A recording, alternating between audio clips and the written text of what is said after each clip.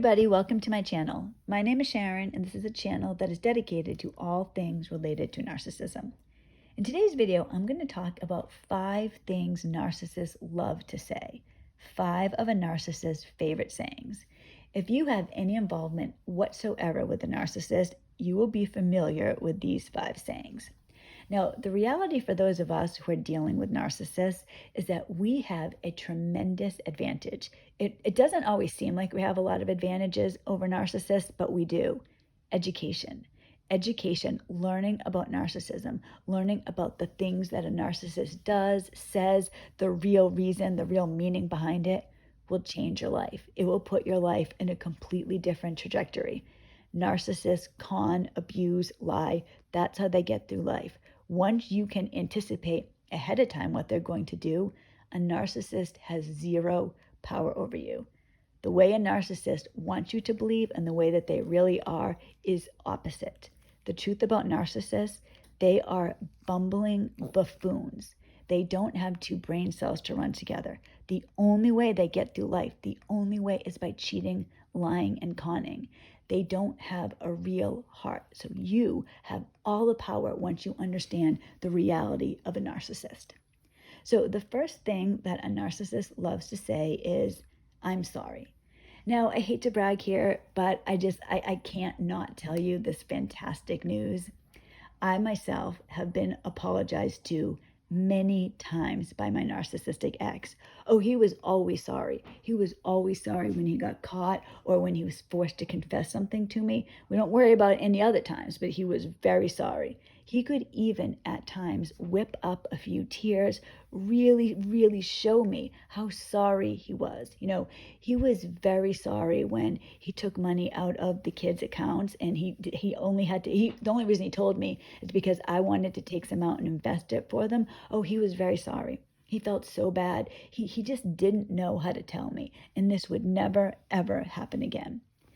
Kind of reminds me of, maybe some of you have done this, when my children were small. So say my daughter was 6 and my son was 3, and my son did something wrong, something he shouldn't have done. I would say something, now I realize the futileness of this, but I would say something to him along the lines of, you need to go apologize to your sister. Now, he might not immediately do that. He might hem and haw, cry, or throw a tantrum, or whatever he was going to do.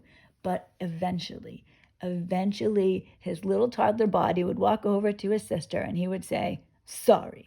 That's what would happen. Not that he was really sorry, but because it benefited him. I was not going to let this go until he said he was sorry. That's a narcissist sorry. But because they understand that they'll get further if they whip up a few tears and put on a sad face, you can expect that from a narcissist. All right. The second saying of a narcissist, I love you. Now, I know that this is a painful one. This is painful for many people. The reality when you're with a narcissist is that you're not living with a real person. You're in a relationship, however this is, with a fake entity. Narcissists, my daughter calls them husks. There's like an outside, but there's nothing on the inside. So a narcissist, it's just the nature of the beast. They don't have love. They don't have compassion. They don't have empathy. That's missing. So they don't have the ability to truly love somebody else. Now, they can definitely love things that you do for them, things they want you to do, and they can tell you they love you to get their agenda passed. But real, honest to goodness love, like think about love. Right? If I love somebody beyond my own control, I want to do things for them. I want them to be happy. I want them to have a good life. I want to do things for them. Now, I'm not saying it's completely altruistic. I mean, I get it. Like you love someone, you want them to love you back, things like that. I get it. But the ability to love, think about how you felt about your children when you first held them in your arms. That's love. You would do anything. Narcissists don't have the ability. It doesn't exist for them.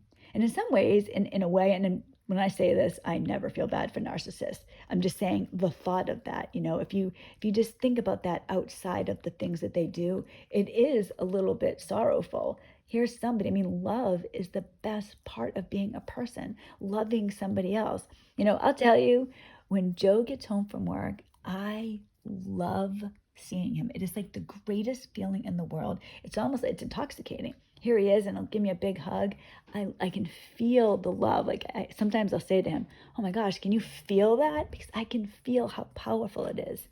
Narcissists do not have that ability. So as painful as it is, avoiding reality doesn't help anything either. But yes, narcissists, they can tell you, they'll say anything, just like I'm sorry, but real love, it doesn't exist for them. Okay, number 3. Here's like two of them. I'm just joking, or you are too sensitive. Now, this is the type of thing that I heard all the time when I was growing up. I didn't even, and it's not funny, but when I learned about narcissism later, like over the last few years, when I saw this as something narcissists say, it fit so well into my life. It explained so much. It actually made me feel better because I would sometimes think as a child, am I too sensitive? What's wrong with me? My father's a narcissist. My mother's codependent. So in my house growing up, it was my brother, myself, and my parents.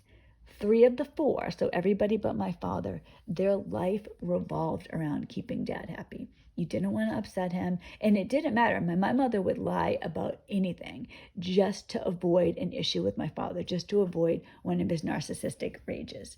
So if there was an issue going on, like let's just say, for example, my father said something to me along the lines of, "Oh, you look like you're putting on a little bit of weight." If I said, "What? That's so hurtful. How could you say that to me?" "Well, I'm sorry, I didn't mean to hurt you. I just thought somebody had to tell you, or, well, you need to do something about it." And then my mother would say, "Oh, you're so sensitive. It's your father. He's trying to help you out. You have gained a couple of pounds." That's a narcissist. It's a way for them to turn their bad behavior around. So they do something rude or say something awful or whatever it is. Then when you react to it appropriately, well, that's no good because the narcissist can't be in the bad position. They're not the bad guy. You're the bad guy. You're so sensitive. God, can't you take a joke? So that's number 3. I'm just joking. You're too sensitive. Number 4, I promise, I swear to God, I swear on my mother's grave, I swear this, I swear that. This is an absolute promise. You know how much my promises mean to me. I would never, ever let you down. This is called, there's a word for this, future faking. Narcissist, this is classic of a narcissist. Now, just like I was apologized to many times by the narcissist, who just didn't mean to hurt me, of course, I've also heard this from him. The things he was going to do, you guys. He was always going to buy me this or take me here or do this, or we're going to go on this date, or we can have this and that. It's just not now. When we first got married, I used to live in California, and I really wanted to move back to California. We're in Massachusetts. He promised me, I promise, just give me a year. I just need to get in a better position at work, and then I can get a job out there. Yeah, I promise. I went in almost 20 years, I got the narcissist to move from Massachusetts a little west towards New Hampshire. So I was able to move about an hour west, but I didn't get that close to California. Now, my ex was always going to take me on vacation, you guys, for a 10-year anniversary. He was so excited because he was going to take me to Paris, France on my 10-year anniversary. Of course, when the 10-year anniversary came along, it wasn't possible, but that's all right because it was going to be the 15th, whatever it is. Narcissist, future fake. They will say, just like we've talked about, "I'm sorry, I love you, you're so sensitive." They will say anything to get their agenda across. If just like my little 3-year-old doesn't want to have me nagging him, so he's going to apologize to his sister, the narcissist will promise and swear anything to you. And they'll even say it, like, "I swear to God," or "I swear on our children's lives," whatever it is. The narcissist will say that because they don't have a conscience. It doesn't matter. I said to Joe so many times, I don't say this very often, but I do say it sometimes. If I say to him, "I swear to God this happened," or "I swear to God I'm going to do this," I'm going to do it, because if I don't, I'm going to be afraid that God's going to come down on me. So if I said that to you, it is a done deal. With a narcissist, they know it sounds good, so they'll say it, but the truth, they don't care at all about anything that they say. It's so common. Like I said, there's even a word for it: future faking. Okay, so the last one I'm going to talk about is I didn't say that. I didn't do that. You didn't hear me right. You didn't remember right. Why didn't you tell me? Whatever it is, something along the lines of it's not their fault. It's your fault, of course, because you didn't tell them or they didn't hear you. You didn't speak loud enough. Whatever it is. And if they can get in a little dig too while they're lying to you about something that you didn't, that you did say, they'll say something like my ex used to do this. He would always tell me that I was losing stuff. Now, this is the thing. Like sometimes later, when you've been with a narcissist, you start thinking about things and you can get this just fury out of nowhere. My ex would always tell me I was losing things. Car keys, my purse, like whatever it was, I was always losing it. My phone, where could it be? And then he would get the kids involved, and he had this name for it, right? He would say, guess what, you guys? Mommied her keys again. So when he said mommied, that was a dig at me that I lost something, I misplaced something. It was my fault. He would always say this, and then he would always, here they are. Sharon, how could they be in here? Why would they end with the silverware? That's weird. What's going on with you? Maybe you're getting Alzheimer's. You really don't have a very good memory, and you always think you're saying things, but you're not saying them. So then I start thinking something's really wrong with me. But you know what I couldn't help but noticing, you guys? Ever since the separation and now the divorce, I don't seem to have this terrible problem losing things. That's a narcissist. And they'll also tell you, you didn't tell me that, I didn't say that, you heard me wrong. They will say anything. You can really just think of a narcissist like this. Picture your narcissist face, and then a big black stamp is over it that says liar. That's the narcissist. No narcissist, some narcissists, I was going to say no narcissist is better or worse than another one, but that isn't quite true. Some narcissists are worse, but if you're with a narcissist, nothing good is going to be able to come out of this. It can't happen. You're not dealing with another human being that you can do things with and grow and thrive, adapt. You're dealing with a toxic mess of something evil that you need to get out of your life as soon as possible.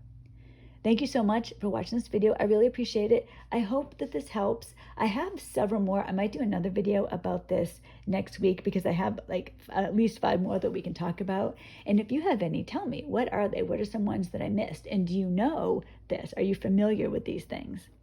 So thank you so much. I will see you guys next week, and I hope that you have a wonderful weekend. Bye.